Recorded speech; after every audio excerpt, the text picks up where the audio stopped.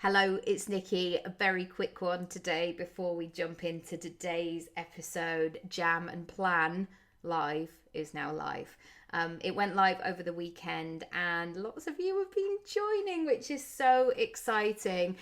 I wanted to put something together because, my goodness, there's a lot going on at the moment. And I know so many of you are sitting at your desk when you have that precious 5 minutes to work and going, I don't know what I'm doing. Like, I don't know how to move forward. What do I focus on?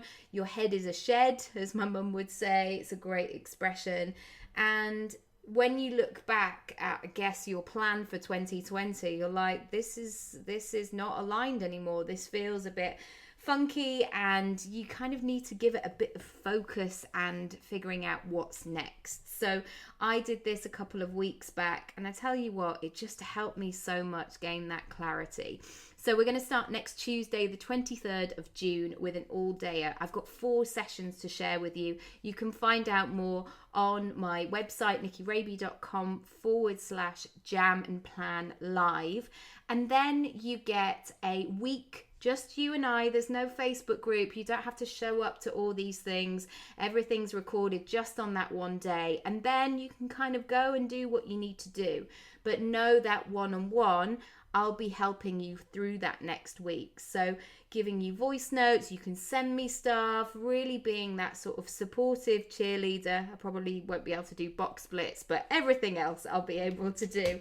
And just give you that support and really figure out, what does the next 6 months look like? And if 6 months is too much, don't worry about it. The next couple of weeks, we're all figuring it out as we go. So today I'm recording this on Monday the 15th of June, and I have an early bird ticket that is available for you until midnight tonight. So if you want to come and join us, I would love to welcome you in and just help you figure out the next step. It's a really low cost ticket item. It's a really reasonable way of being able to work with me and get that one-on-one support. So I hope to see you there. Here's today's episode. Hello, it's Nikki. I'm answering my 4-year-old's question today, even though he's not on Instagram or he's never going to see this. But it made me think, and that is, Mummy, why do you like running in the rain? And because I happened to say it the other day. And this is my answer, Oscar, if you're listening. Why do I like running in the rain? Do you know what it is?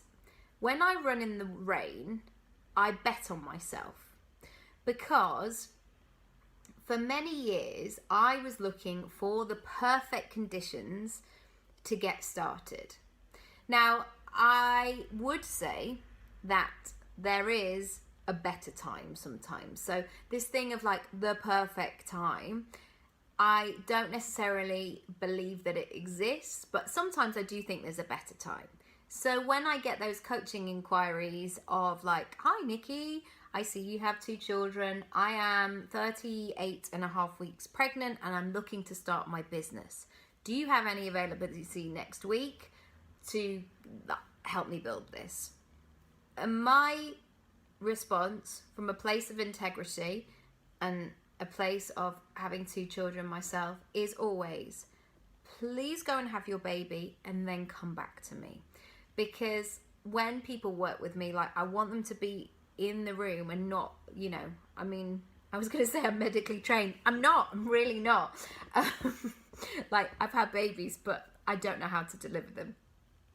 So from that place, like, in that scenario, there would be a better time. There would be maybe like once that baby is out in the world and safe and well, and sometimes people have brought their babies to sessions, brilliant. But knowing what that next chapter is going to look like a little bit more is a better place to be.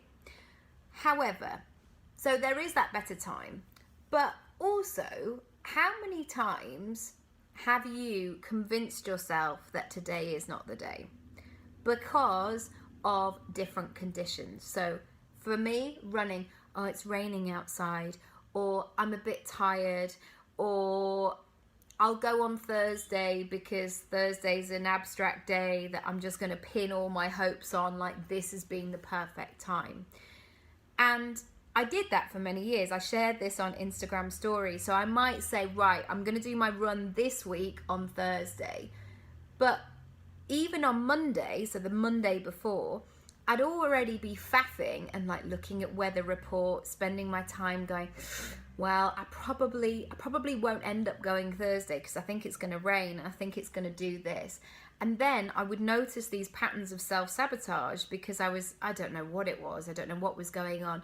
And then bizarrely, I'd like have a couple of glasses of wine on the Wednesday. So by the time Thursday came around, I was like, well, you know, I'm a bit hungover and I'll probably do it. And it just went on and on and on with so many things in my life because I've just made them that I could just negotiate on them and I could just talk about them and I could just yearn after these perfect scenarios. But no more, my friends, no more. Because I know that that doesn't get you results. I know that when I get results, it's because I do the things when I don't feel like them.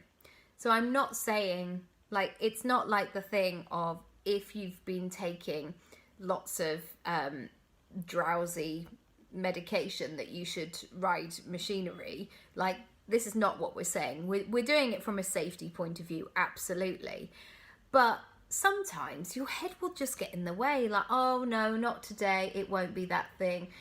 I see it with clients, like, I'll start going live next week, or when I've like lost half a stone, or after, you know, when my baby goes to school, or all of these things, waiting for the perfect time.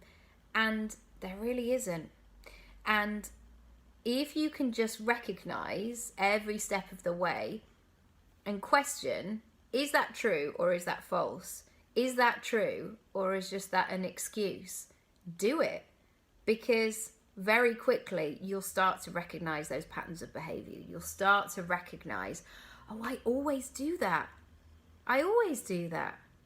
And I had it, interestingly, when I was pregnant with Luna, I had a discovery call with a client.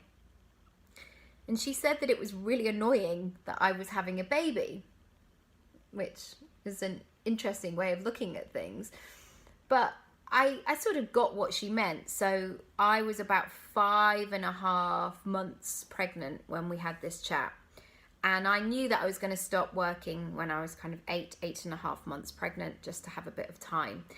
And this woman was very set on having a 6-month program. And I said, look, I can do loads with you in a month or 3 months. Like, we can get this done.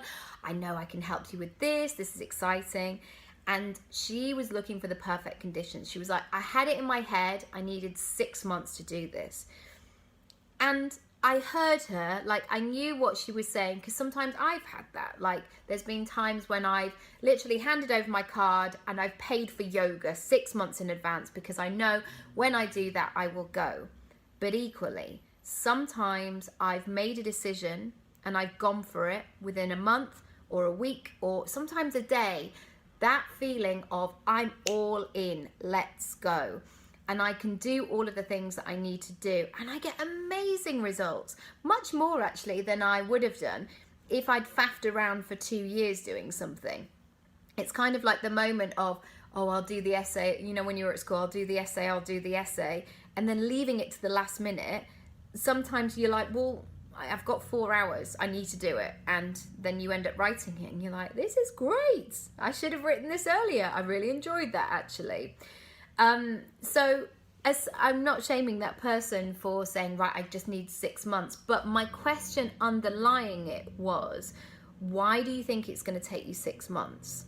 Why are you not open to the fact that you could do loads of stuff right now in 1 month or 3 months? Like, you could really crack on and make some progress. Why are you not open to that? And yeah. Sometimes our ideal of how something should pan out gets in the way of, we like the idea of it, basically, don't we? We like the idea of, oh, I'm going to have this 6 months to myself, and we really paint the picture of it. But actually the ugliness of it and the results come from cracking on and doing it. That's why loads of people talk about, yeah, I'd love to open a cafe, or I'd love to write a book one day, but they never get any closer, because actually saying I'm writing a book, it's a big declaration. Suddenly you're out of your comfort zone. Suddenly you have to sit at your desk and go, so this book, I'm gonna have to write it now.